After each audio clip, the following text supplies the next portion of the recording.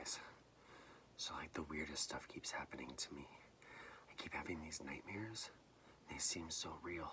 And in them, there's this guy. His name is Freddy Kreuger. And I think in these dreams, he wants to be inside me. Like, inside my body. And the worst bit is it's not stopping. It's happening at school. It's happening everywhere I go. And wait, oh no, it's happening again. No.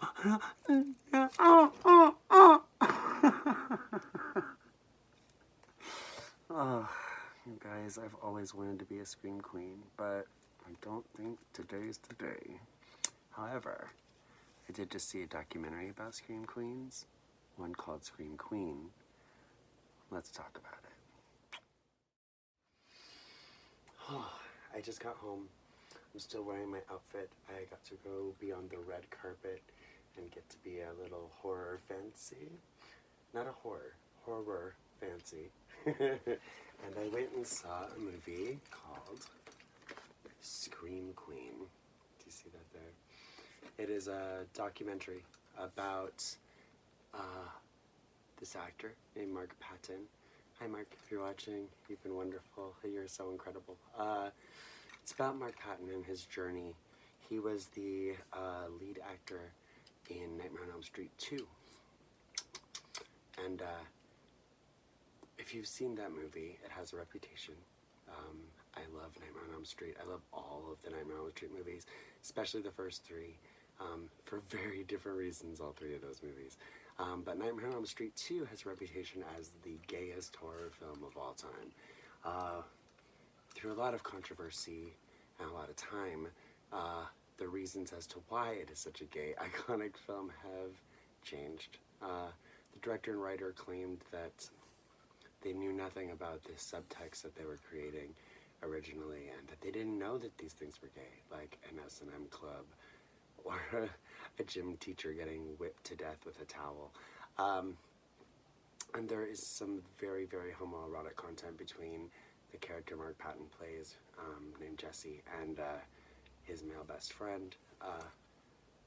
Needless to say, I think it's a freaking amazing movie and so entertaining and such a fun watch, but it's had a rough go over time.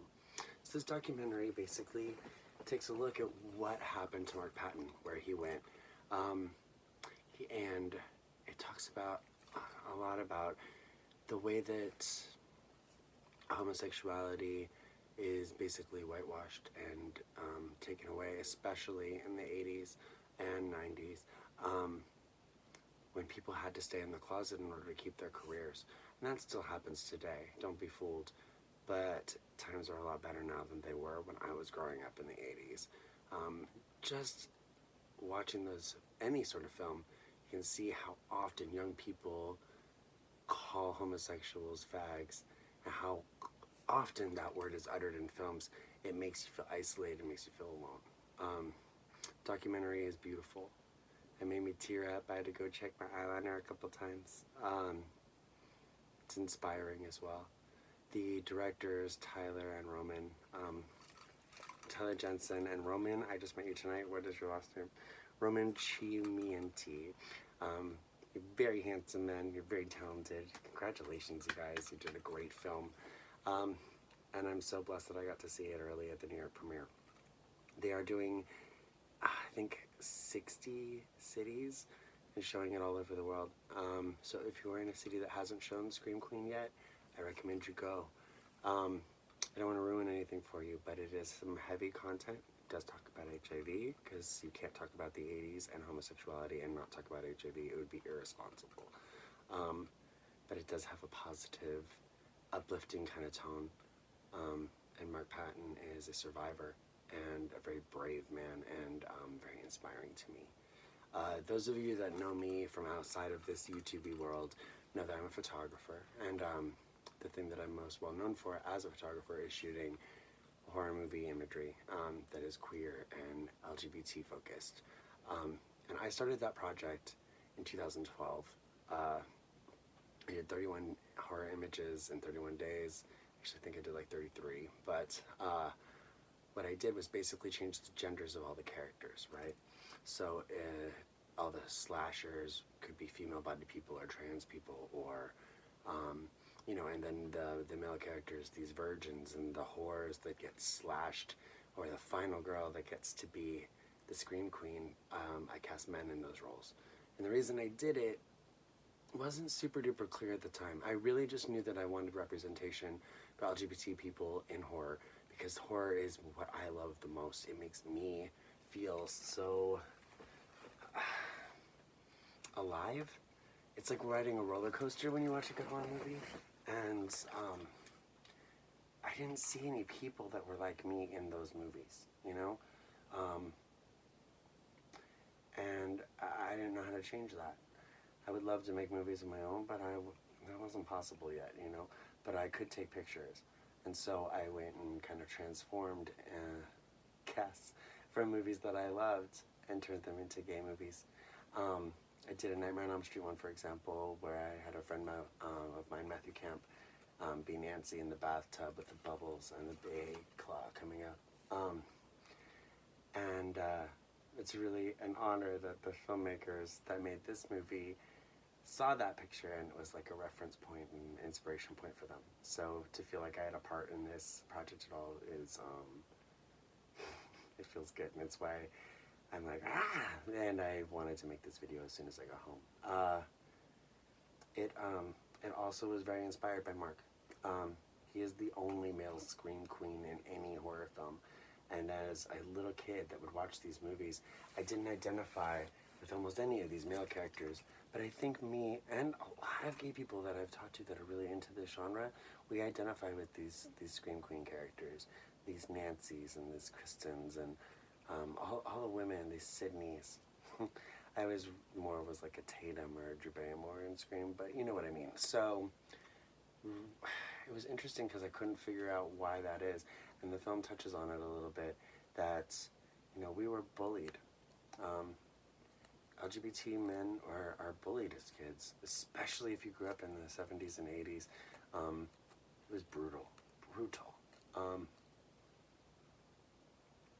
And we could watch these movies, and these killers, these slashers, were kind of like the boogeymen, the bullies.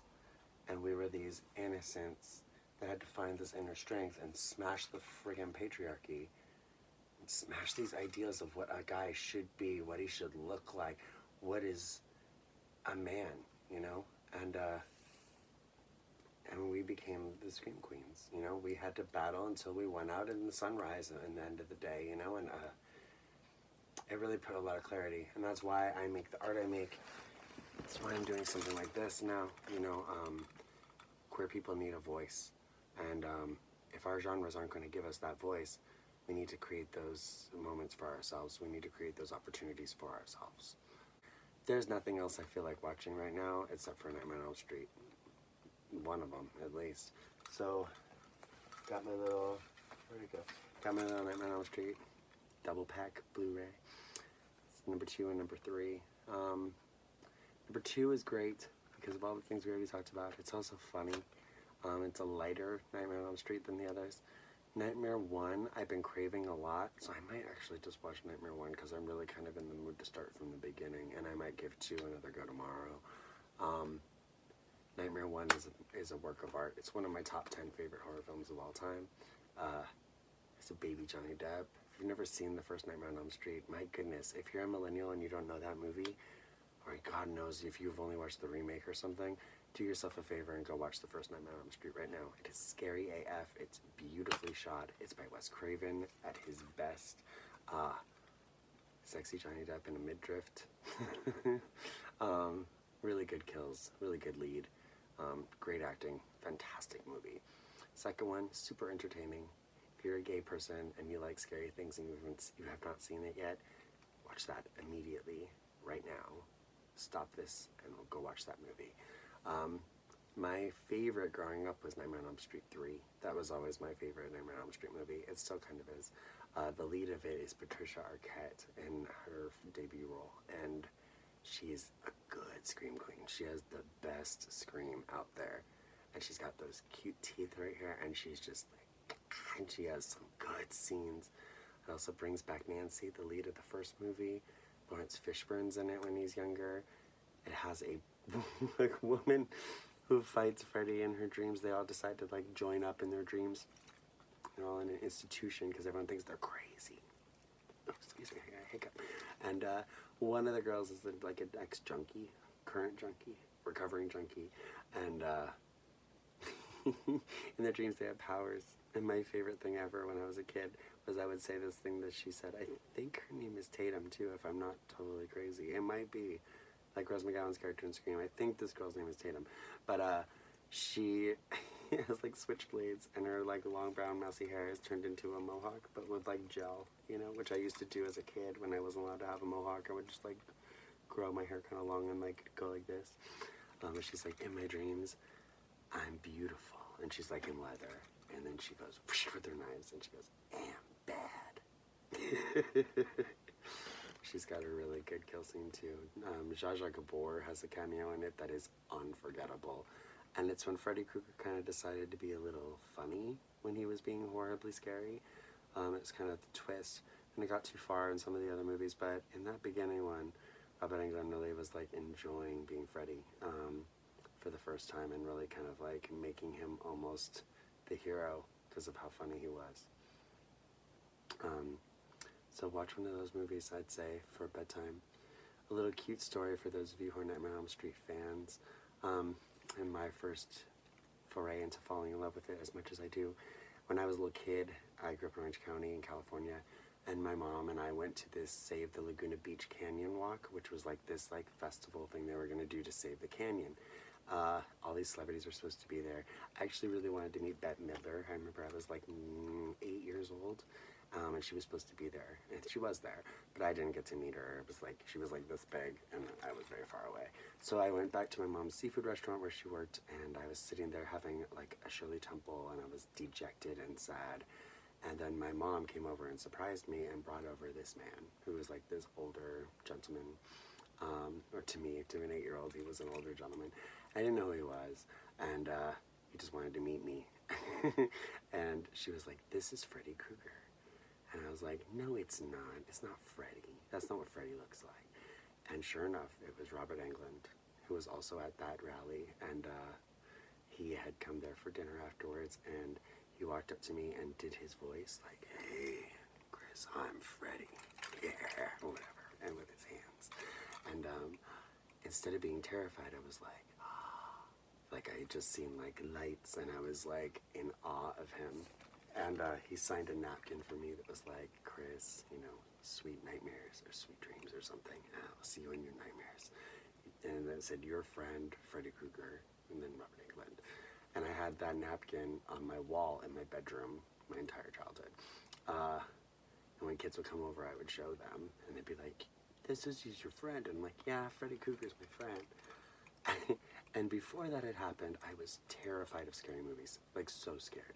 I couldn't watch them. I would like this. I would, my stepbrother was really into them, and I would watch them so I could be like tough. But they really freaked me out. And then after I met Freddy Kreuger, it all switched around. Suddenly, it's like I knew they were fake, but it was like, it was part of me, and something that I had like touched, you know? And I loved it. And then Freddy became my favorite slasher, and the movies became my favorite, and then it just kind of like bled out into the whole rest of the genre, and I wasn't scared anymore. I mean, you're scared when you watch them for the first time, but I was obsessed with that scare, and it made me excited, and I still am. Horror can kind of save people. It's good to face fear and come out of it, and a lot of us have a lot to be afraid of, but we're a lot stronger than we think. So it was an inspiring night. I hope you have a beautiful, beautiful day. Thanks for watching the video. Now go watch some slasher Freddy movies and get back to me in the comments. Like, subscribe. There's a lot more coming up. A ton of good movies are out now. I plan on making these every day until we catch up. Until then, pleasant nightmares.